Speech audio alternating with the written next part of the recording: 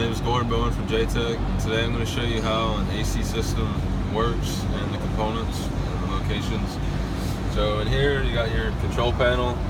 This right here controls the speed of your blower motor. You got max all the way to the right, and then it goes down to the left.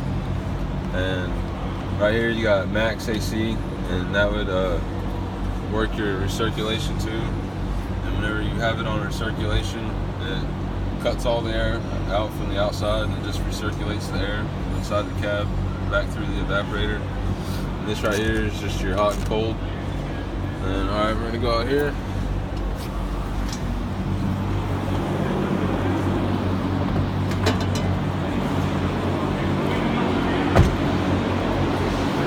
So in here we got your compressor, which is gonna suck and push your freon through the system.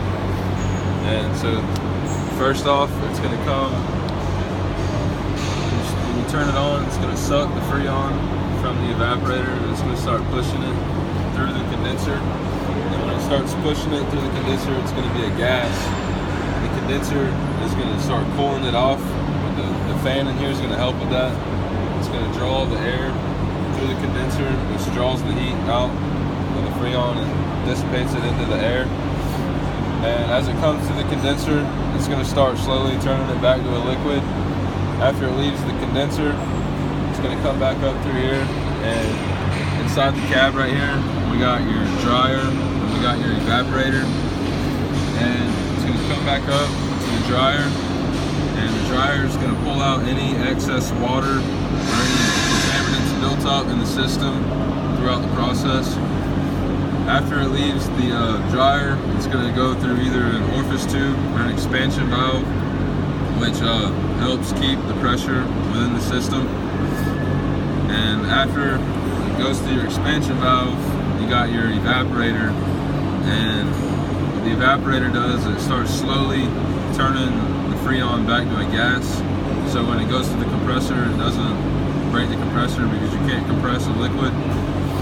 And got your blower motor in here also, and as it's coming through your evaporator, the blower motor is blowing air across the evaporator, and that cold air that it makes, it's going to go inside the cab, and the evaporator is going to help draw out all the excess heat, and then it's going to send it back through the compressor as a gas, and the process just repeats from there. And also right here we got your high pressure shutoff switch. You build too much pressure within the system for some problem, the switch right here is going to shut off the system completely from damaging anything. And this right here is going to be your low pressure switch. If you have too low of a pressure throughout the system, then it's going to shut the whole system off from working.